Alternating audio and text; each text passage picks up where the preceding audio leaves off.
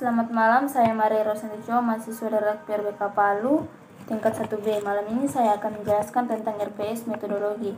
Apa itu RPS? Yaitu rencana pembelajaran siswa, di mana RPS ini berfungsi untuk program atau acuan bagi setiap mahasiswa-mahasiswi untuk mencapai tujuan dalam hasil akhir mata kuliah metodologi.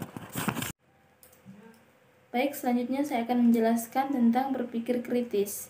Berpikir kritis yaitu proses disiplin intelektual aktif dan kemahiran dalam mengkonsep, menerapkan, mensintesa, dan atau mengevaluasi informasi dari hasil pengumpulan atau ditimbulkan dari pengamatan, pengalaman, perenungan, penalaran, atau komunikasi sebagai petunjuk.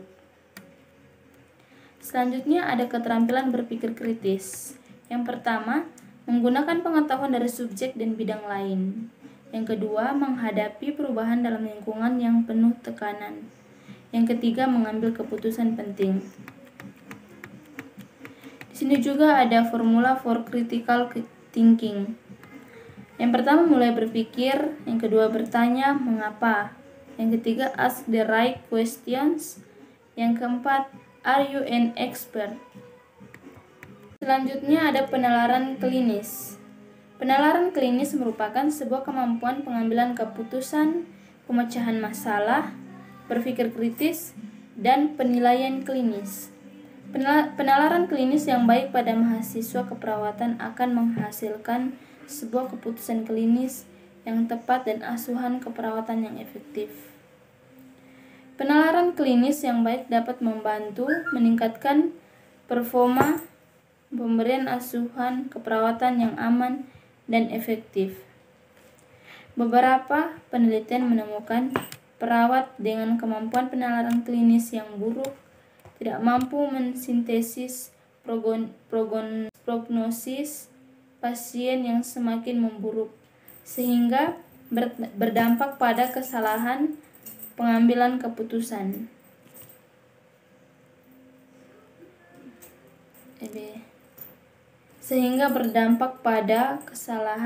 Pengambilan keputusan perawatan berdasarkan informasi klinis dan perawatan pasien yang tidak efektif.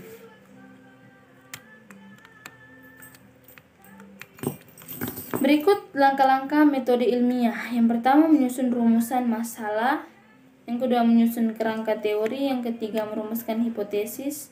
Yang keempat, melakukan eksperimen. Yang kelima, mengolah dan menganalisis data. Yang keenam, menarik kesimpulan. Yang ketujuh, mempublikasikan hasil.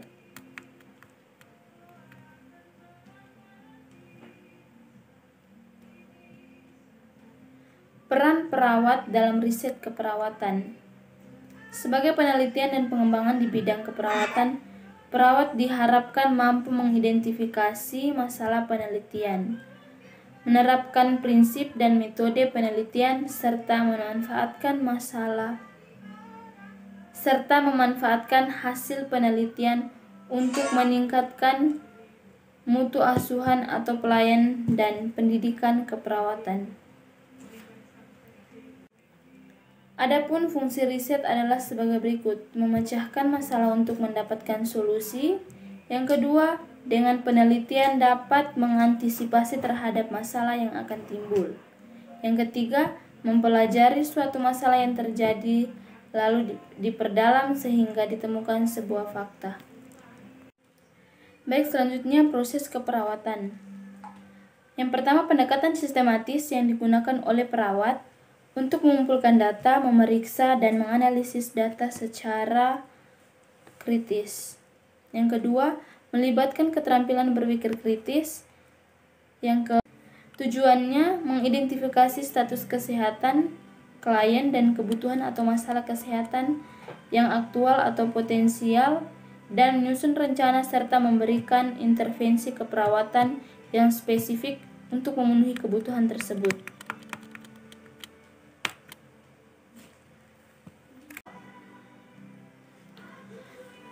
Proses keperawatan.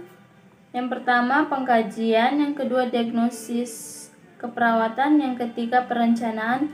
Yang keempat, pelaksanaan. Yang kelima, evaluasi.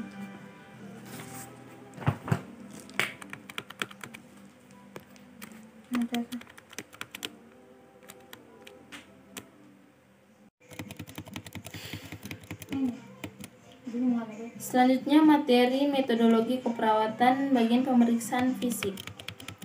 Tujuan pengkajian fisik, perawat masa kini dituntut untuk memberikan yankes, keperawatan yang bermutu tinggi kepada masyarakat.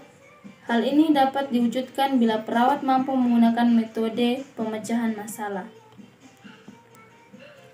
Pengkajian fisik merupakan salah satu tahap upaya penanganan kesehatan pasien.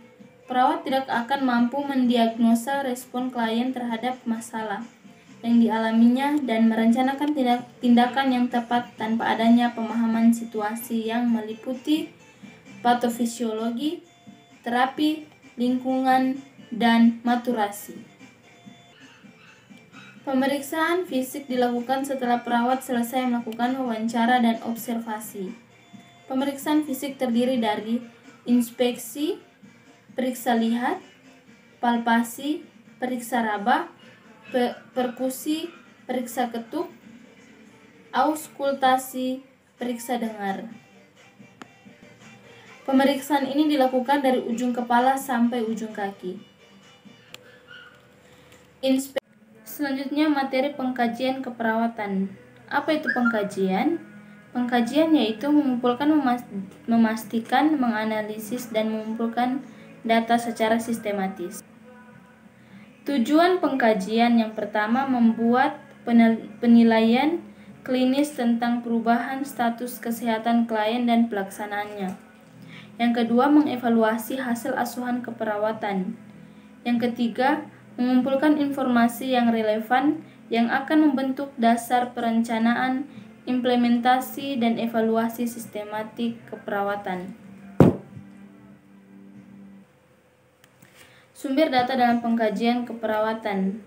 Sumber data yang pertama klien, kedua orang terdekat, ketiga tenaga kesehatan, keempat catatan medis, kelima laporan dan catatan lain, keenam literatur keperawatan yang berkaitan seperti jurnal profesional dan teks referensi dapat menjadi sumber informasi tambahan untuk database. Jenis data dan klasifikasi data terdiri dari dua, yaitu data subjektif dan objektif. Teknik anamnesis. Anamnesis adalah cara pemeriksaan yang dilakukan dengan wawancara baik, langsung pada pasien atau pada orang tua atau sumber lain.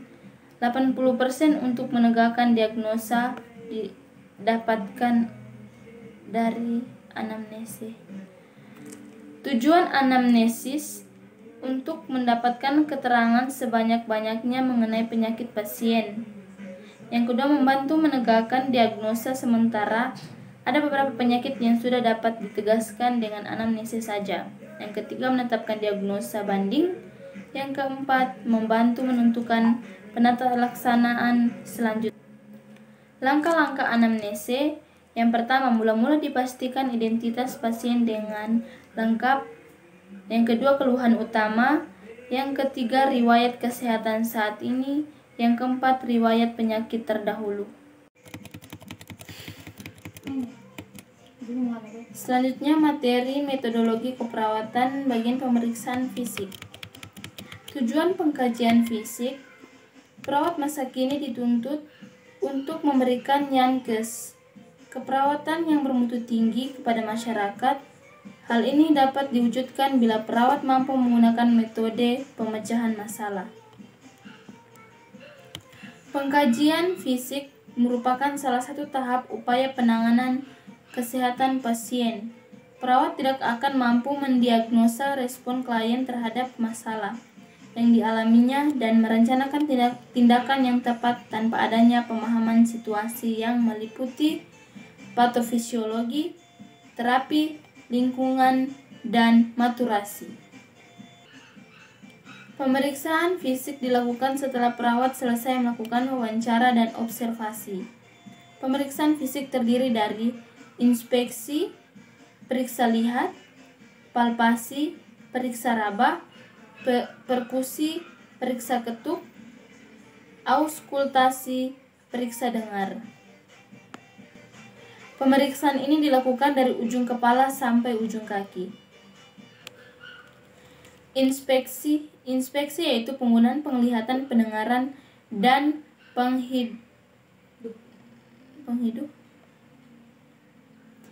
Inspeksi yaitu penggunaan penglihatan, pendengaran, dan penghidu untuk mendeteksi karakteristik normal atau tanda fisik dari bagian fungsi tubuh. Hal pokok yang harus diingat saat melakukan inspeksi adalah pemeriksaan harus dilakukan secara saksama dengan pendekatan yang sistematis. Yang kedua, penerangan dan pemajanan yang baik penting untuk pemeriksaan yang cermat. Selanjutnya, palpasi. Palpasi adalah pemeriksaan yang menggunakan indera peraba dengan menggunakan kedua tangan. Keterampilan ini dilaksanakan bersamaan setelah inspeksi. Hal penting yang dapat dideteksi dari palpasi adalah suhu, kelembapan, tekstur, gerakan vibrasi, pertumbuhan atau massa, edema, krepitasi, dan sensasi. Yang harus dilakukan saat palpasi. Yang pertama, pastikan klien rileks dan pada posisi yang nyaman untuk menghindari tegangan otot. Yang kedua, minta klien untuk menarik nafas dalam dan menghembuskan kembali untuk meningkatkan relaksasi otot. Yang ketiga, palpasi daerah yang dicurigai adanya nyeri tekan. Yang keempat, setiap nyeri tekan harus diperiksa lebih lanjut, karena nyeri tekan dapat menandakan suatu abnormalitas yang serius. Karakteristik area tubuh yang dipalpasi. Yang pertama, kulit. Kedua, organ, paru, hati, usus halus. Yang ketiga, pembuluh darah. Yang keempat, otot. Yang kelima, pengkajian kepala. Kepala dan leher merupakan pelindung otak dan organ sensori khusus. Tengkorak terdiri dari 7 tulang yang ditutupi oleh kulit kepala. Kepala terdiri dari mata, hidung, telinga, mulut, dan leher.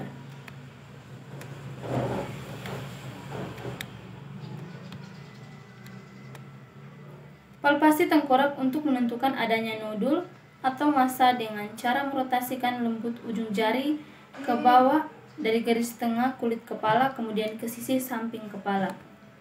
Pada neonatus, palpasi fontanel anterior dan posterior mengenai ukuran bentuk dan tekstur. Berikut pengkajian mata. Organ penglihatan terletak di dalam rongga orbita yang tertanam dalam lemak orbita. Organ orbita diikat oleh 6 otot ekstrakuler yang terdiri dari 4 rectus, superior, inferior, medial, dan lateral, dan 2 oblikus, superior dan inferior, yang dipersarafi oleh nervus 2 untuk ketajaman penglihatan, nervus 3 mengangkat kelopak mata ke atas, kontraksi pupil, dan sebagian besar gerakan ekstraokuler. Nervus 4 menggerakkan bola mata ke bawah dan ke dalam. Nervus 5, nervus 6 deviasi mata ke lateral. Nervus 7 untuk menutupi kelopak mata. Pengkajian mata. Organ penglihatan terletak di dalam rongga orbita yang tertanam dalam lemak orbita. Organ orbita diikat 6 otot ekstraokuler yang terdiri dari 4 rectus, yaitu superior, inferior, medial, dan lateral, dan 2 oblikus yaitu superior dan inferior. Nervus kedua untuk ketajaman penglihatan. Nervus ketiga mengangkat kelopak mata ke atas, kontraksi pupil, dan sebagian besar gerakan ekstraokuler. Nervus keempat menggerakkan bola mata ke bawah dan ke dalam. Nervus keenam deviasi mata ke lateral. Nervus ketujuh untuk menutup kelopak mata. Jika cahaya masuk melalui kornea ke retina yang tembus pandang,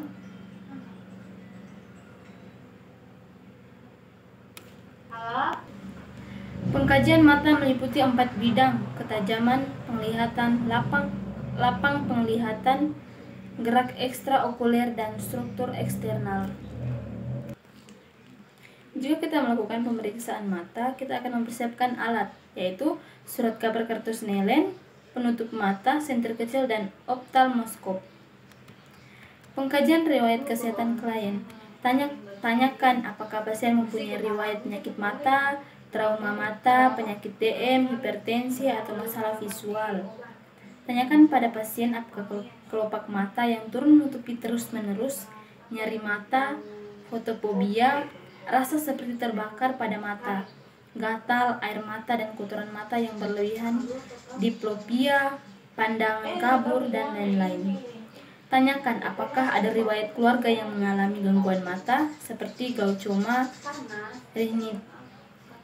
rinitis pigmentosa.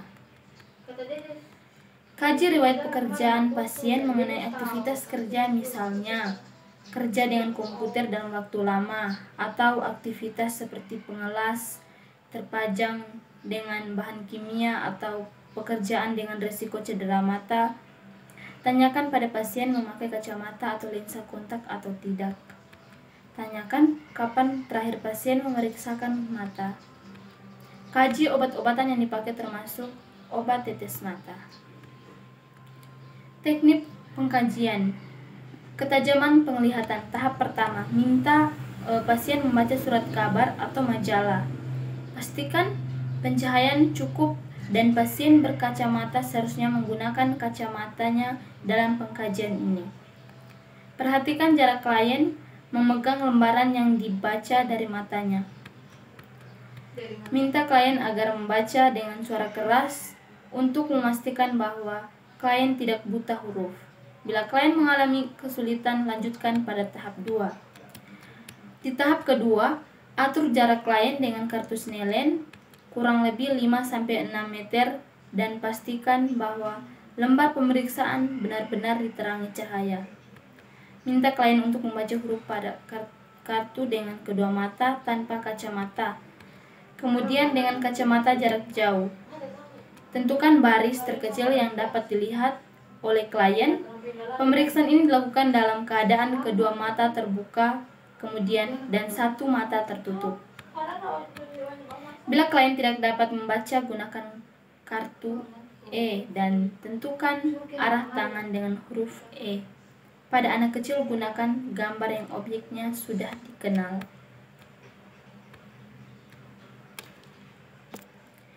Tahap 3.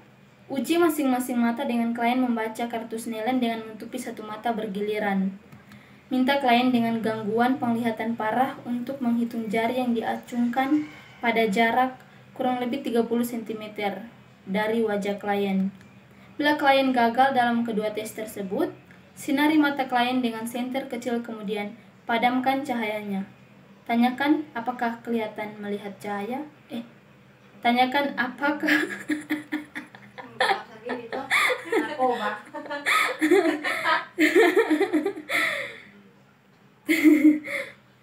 Tanyakan apakah klien melihat cahaya. Untuk pengkajian selanjutnya, kacamata atau lensa kontak harus dilepaskan. Inspeksi alis mengenai ukuran, ekstensi, dan tekstur rambut. Bila alis mata tidak ada atau jarang, tanyakan apakah dikarenakan pencabutan sendiri atau tidak.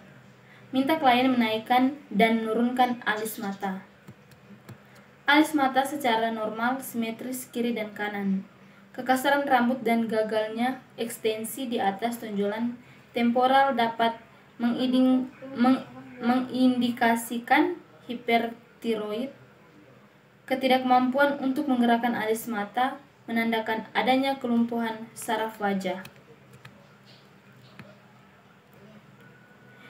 Daerah orbita. Inspeksi daerah orbita terhadap edema, kemerahan, atau jaringan lunak di bawah bidang orbita. Daerah orbita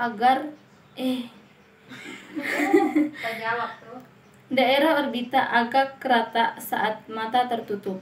Lipatan kulit mungkin timbul saat mata terbuka. Retinoblastoma yaitu tumor ganas pada retina. Kelopak mata. Inspeksi permukaan kelopak mata atas dengan meminta klien menutup mata dan menaikkan kedua alis dengan ibu jari dan telunjuk untuk meregangkan kulit. Kelopak mata secara normal halus dan berwarna sama seperti kulit di sekitarnya. Jika terjadi lesi, catat ukuran, bentuk, penyebaran, dan ada tidaknya pengeluaran cairan. Perhatikan pertumbuhan rambut pada kelopak mata dan posisi bulu mata. Bulu mata secara normal menyebar rata dan melengkung ke arah luar. Pembalikan ke dalam tepi kelopak mata, entropion. Entropion adalah suatu keadaan melipatnya kelopak mata bagian tepi atau margo palpebra ke arah dalam. Aparatus lakrimal. Inspeksi daerah kelenjar lakrimal pada dinding luar atas bagian anterior tulang orbita terhadap edema dan kemerahan. Palpasi dengan lembut area kelenjar untuk mendeteksi adanya edema, nyeri, dan pengeluaran air mata yang berlebihan.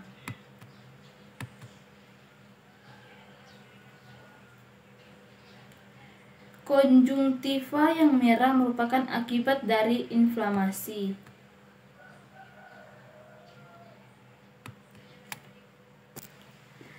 Anjurkan klien untuk melihat lurus ke depan, amati konjungtiva untuk mengetahui ada tidaknya kemerahan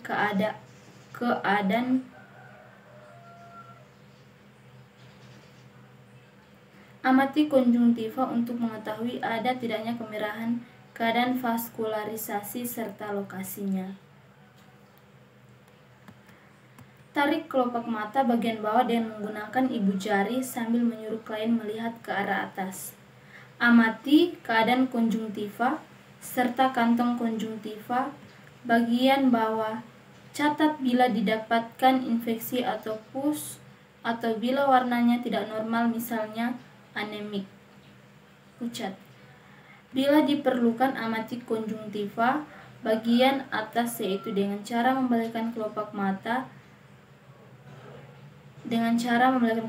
atas sambil klien disuruh melihat ke bawah. Amati warna sklera waktu memeriksa konjungtiva yang pada keadaan tertentu warnanya dapat menjadi ikterik, kuning pada orang hepatitis. Kornea. Berdiri di sisi klien dengan menggunakan cahaya yang tidak langsung. Inspeksi kejernihan dan tekstur kornea. Kornea biasanya berkilau, transparan, dan halus. Uji sensitivitas kornea dengan menyentuhkan gulungan kapas steril. Respon normalnya adalah berkedip. Pupil dan iris. Inspeksi keadaan luar iris dan perhatikan kelainan tepinya. Pola iris harus terlihat jelas dengan pantulan yang berwarna sama. Inspeksi ukuran, bentuk, keselarasan pupil, dan reaksi terhadap cahaya. Pupil normalnya berwarna hitam, bundar, teratur, dan sebanding dalam ukuran diameter 3-7 mm. Uji refleks pupil terhadap cahaya secara langsung dan serentak. Tarik senter kecil dari samping wajah klien dan sinari langsung ke pupil saat klien menatap lurus ke depan. Observasi pupil yang sedang disinari. Pupil yang sedang disinari seharusnya mengecil, miosis dengan cepat. Perhatikan respon yang tidak langsung pada pupil satunya. Mengecil secara simultan terhadap pupil yang sedang diuji. Selanjutnya, pengkajian telinga. Telinga mempunyai fungsi sebagai alat pendengar dan sebagai alat keseimbangan. Menurut struktur anatominya, telinga dibagi menjadi telinga bagian luar meliputi daun telinga atau auricula, dan saluran pendengaran atau kanalis auditorius externa, dan membrane timpani, yaitu gendang telinga sebelah luar. Telinga bagian tengah meliputi membrane timpani sebelah dalam, tulang pendengaran atau osikuli, yaitu malleus incus-stapes. Tuba auditori, yaitu tuba eustachius, yang dilapisi oleh selaput lender yang berfungsi menjaga keseimbangan tekanan antara kedua sisi gendang telinga sewaktu tuba membuka pada saat menguap atau menelan. Pengkajian telinga secara umum bertujuan untuk mengetahui keadaan telinga luar, saluran telinga, gendang telinga, dan gangguan pendengaran. Gangguan pendengaran dapat diakibatkan dari disfungsi mekanik, benda asing, trauma, benda atau terpajan dengan kebisingan, gangguan neurologis, kerusakan saraf pendengaran, penyakit akut yaitu infeksi virus atau bakteri. Jika kita melakukan pengkajian terhadap pasien, kita harus menyiapkan alat dan klien, yaitu alatnya spekulum telinga, garputala, dan arloji. Persiapan klien: bantu pasien dalam posisi duduk. Pasien yang masih anak-anak dapat diatur duduk di pangkuan orang lain atau orang tuanya. Atur posisi Anda duduk menghadap posisi telinga pasien yang akan dikaji. Untuk pencahayaan, gunakan lampu kepala atau senter atau pen light. Jelaskan langkah prosedur terutama saat otoskop atau spekulum telinga dimasukkan, dan yakinkan klien bahwa secara normal prosedur ini bebas dari rasa nyeri. Riwayat kesehatan klien. Apakah klien mengalami nyeri telinga, gatal, keluaran cairan, tinnitus, berdenging, vertigo, rasa berputar atau pusing, perubahan pendengaran? Tanyakan apakah klien menggunakan alat bantu pendengaran. Tanyakan apakah klien menggunakan alat bantu pendengaran. Tanyakan apakah klien pernah menjalani pembedahan pada telinga atau trauma pada telinga. Tentukan keterpajanan dengan bunyi yang keras saat bekerja dan ketersediaan alat pelindung. Perhatikan perilaku yang menunjukkan kehilangan pendengaran, termasuk kegagalan berrespon saat diajak berbicara, mengulang pertanyaan, atau mendekatkan diri untuk mendengar. Tanyakan bagaimana klien secara normal membersihkan telinga. Selanjutnya teknik pengkajian telinga, inspeksi dan palpasi. Inspeksi posisi, warna, ukuran, bentuk, dan simetrisan daun telinga dan bandingkan dengan hasil yang normal. Pastikan untuk memeriksa permukaan lateral dan medial serta jaringan sekitarnya. Daun telinga berukuran sebanding dan setingkat satu sama lain dengan titik puncak penempelan pada lipatan luar mata. Pasangan telinga berkedudukan rendah menandakan suatu kelainan congenital. Warna telinga seharusnya sama dengan warna pada wajah. Kemerahan pada daun telinga mengindikasikan inflamasi. Dengan lembut palpasi daun telinga mengenai tekstur adanya nyeri, pembengkakan, dan nodul-nodul dengan cara memegang telinga dengan jempol dan jari telunjuk. Daun telinga halus, kuat, dapat digerakkan dan tanpa nodul. Jika ditekuk ke depan, daun telinga kembali ke posisi normal setelah dilepas. Apabila telinga tampak inflamasi, tarik telinga bagian dasar telinga yang halus dan tekan bagian tragus ke dalam, dan tekan pula tulang telinga di bawah daun telinga untuk mendeteksi peningkatan nyeri. Bila penarikan daun telinga mengakibatkan peningkatan nyeri yang sudah ada, klien mungkin menderita infeksi telinga bagian tengah. Inspeksi liang pendengaran eksterna dan perhatikan adanya cairan atau bau. Telinga Liang telinga bebas dari lesi, pengeluaran cairan dan inflamasi. Bandingkan telinga kiri dan kanan bila diperlukan, lanjutkan pengkajian telinga bagian dalam. Pegang bagian pinggir daun telinga dan secara perlahan tarik daun telinga ke atas dan ke belakang sehingga lubang telinga menjadi lurus dan mudah diamati. Pada anak daun telinga ditarik ke bawah. Amati pintu masuk lubang telinga dan perhatikan terhadap adanya peradangan, pendarahan, atau kotoran. Dengan hati-hati masukkan otoskop atau speculum. Amati dinding lubang telinga terhadap kotoran, serumen, peradangan, atau adanya benda asing. Amati membrane timpani mengenai bentuk, warna, perforasi, adanya darah atau cairan.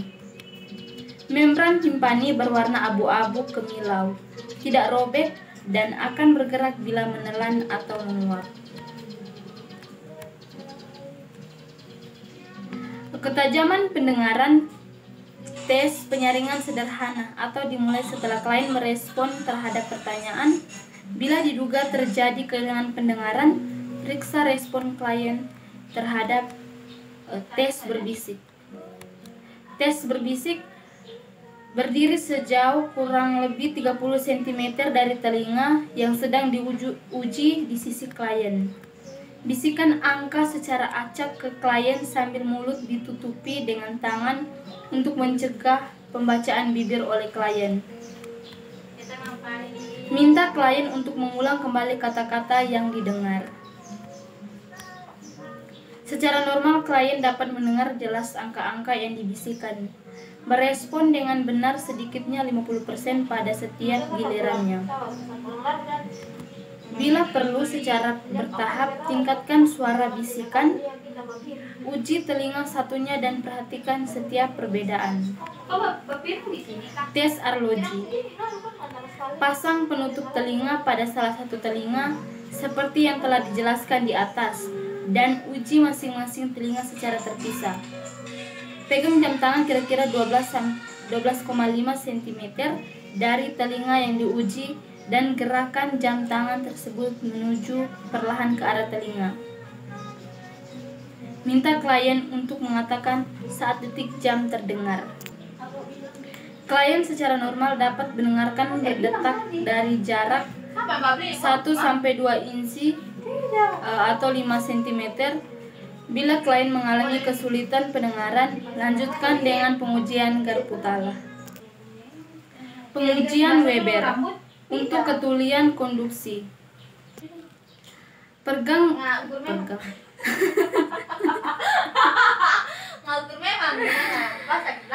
Pegang Garputala pada tangkainya dan pukulkan ke telapak atau buku jari tangan. Letakkan tangkai Garputala yang bergetar di tengah puncak kepala klien. Tanyakan pada klien apakah bunyi terdengar sama jelas pada kedua telinga atau lebih jelas pada salah satu telinga. Vibrasi yang dirasakan berada di tengah-tengah kepala seimbang antara kedua telinga. Klien dengan tuli konduksi udara mendengar bunyi Garputala lebih jelas pada telinga sakit karena tulang mengirimkan suara langsung ke telinga. Pengujian Raines membandingkan konduksi udara dan konduksi tulang. Pegang Garputala pada tangkainya dan pukulkan ke telapak atau buku jari tangan. Sentuhkan tangkai Garputala yang bergetar tersebut ke proses mastoideus klien. Mulai hitung intervalnya dan minta klien untuk memberitahu apabila bunyi sudah tidak terdengar lagi. Kemudian dengan cepat tempatkan Garputala yang masih bergetar itu 1-2 cm dekat meatus eksterna salah satu telinga. Tanyakan klien kapan tak terdengar lagi, ulangi pada telinga satunya. Konduksi udara terdengar 2 kali lebih panjang dari pendengaran konduksi tulang. Klien dengan tuli konduksi udara mendengar Garputala lebih jelas melalui konduksi tulang. Selanjutnya pengkajian hidung dan sinus. Hidung terdiri dari bagian interna dan eksterna. Bagian eksterna tampak lebih kecil dari bagian internal yang terletak di atas atap mulut. Bagian interior hidung berlubang dan terpisah oleh pembagian spetum nasi menjadi rongga kanan dan kiri. Masing-masing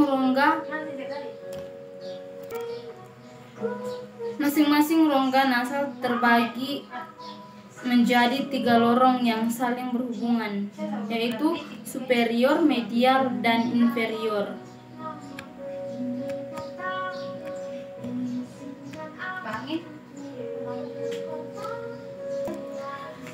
Jika kita mengkaji hidung klien, kita siapkan alat-alat seperti spekulum nasal, senter kecil, cermin mulut, dan otoskope.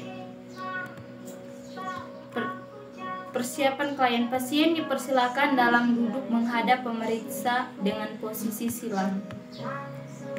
Riwayat klien, tanyakan apakah klien pernah mengalami trauma atau pembedaan hidung. Tanyakan apakah klien mempunyai riwayat alergi atau pengeluaran nasal. Karakter, bau, jumlah, dan lamanya berlangsung. Tanyakan apakah ada riwayat keluar darah dari hidung. Epistaksis, bila ada tentukan frekuensi banyaknya perdarahan dan faktor predisposisi. Tanyakan apakah klien sering mengalami infeksi, sakit kepala. Tanyakan apakah klien menggunakan obat-obat nasal, semprot atau nasal tetes. Jumlah, frekuensi, lamanya. Tanyakan apakah klien biasa tidur mendengkur atau mempunyai kesulitan dalam bernafas. Teknik pengkajian. Inspeksi hidung eksterna mengenai bentuk, ukuran, dan warna kulit. Perhatikan setiap deformitas atau inflamasi. Hidung halus dan simetris kiri kanan dengan warna seperti warna wajah. Observasi pengeluaran. Bila ada pengeluaran, jelaskan karakternya. Berair, mukoid, purulen, bercampur gumpalan, atau bercampur darah. Jumlah, warna, dan apakah unilateral atau bilateral. Hidung berbentuk oval, simetris, dan tanpa pengeluaran atau penebalan. Palpasi lembut batang dan jaringan lunak hidung terhadap nyeri, massa, dan penyimpangan dasar.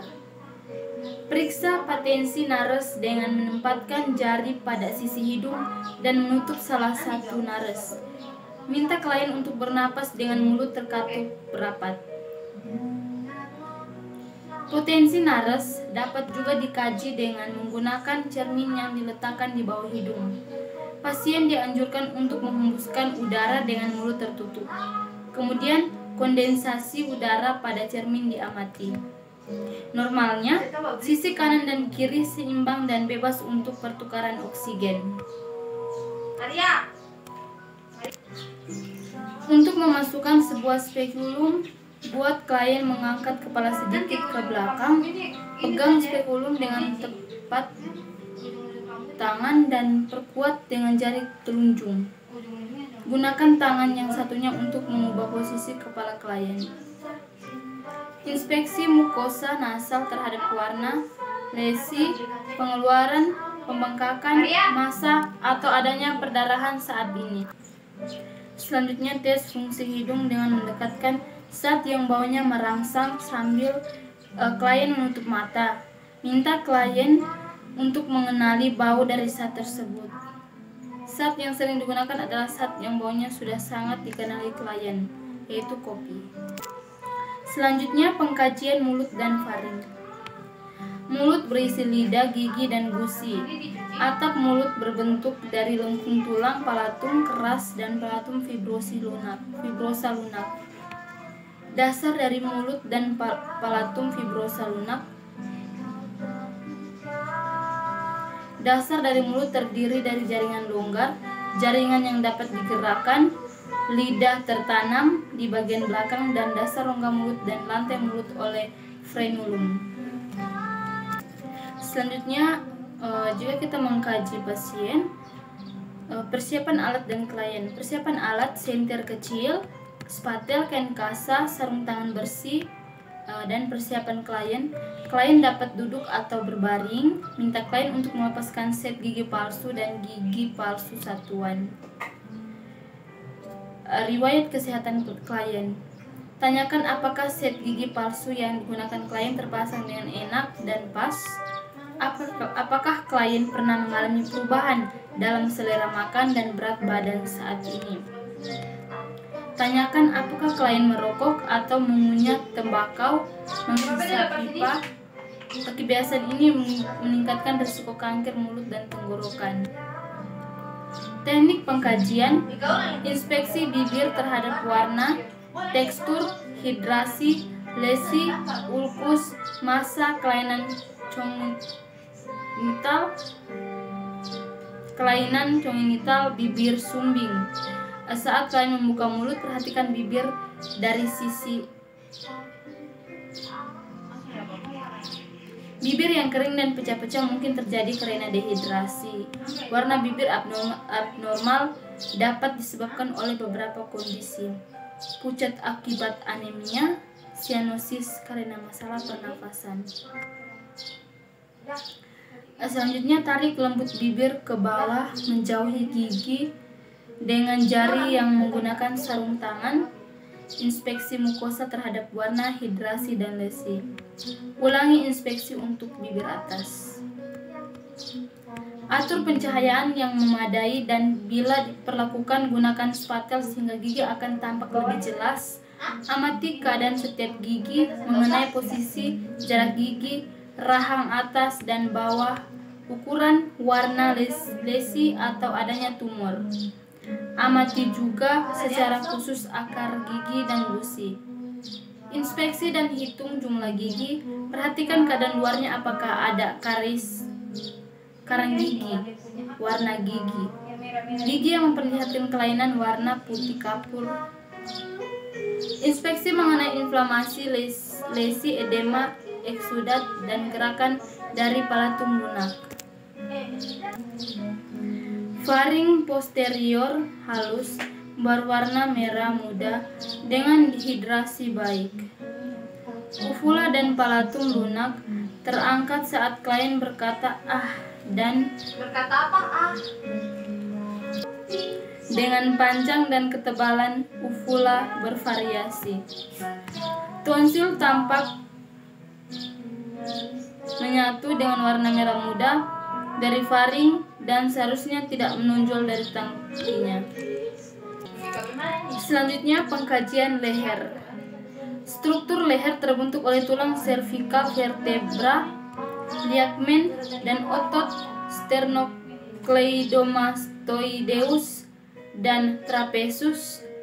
Kedua set otot tersebut membagi masing-masing sisi leher menjadi dua segitiga. Jaringan limfe menampung aliran cairan limfatik dari daerah kepala dan leher. Kelenjar tiroid terletak pada leher anterior bawah di kedua sisi trakea. Trakea terletak di garis tengah di atas takik suprasternal. Pengkajian pada leher meliputi pengkajian terhadap otot-otot leher, nodus, limfe, arteri, karotik, dan vena jugularis, kelenjar tiroid, dan trakea. Riwayat kesehatan klien. Tanyakan apakah klien mengalami flu atau infeksi saat ini. Tanyakan apakah klien mempunyai masalah tiroid atau memakai obat-obat yang berkenan dengan tiroid. Apakah klien mengalami cedera leher atau cedera kepala, keseleo, nyeri, atau pembengkakan. Kaji ulang riwayat klien mengenai pneumotorak atau tumor bronsial yang dapat merubah posisi trakea. Adakah riwayat penyakit tiroid pada keluarga?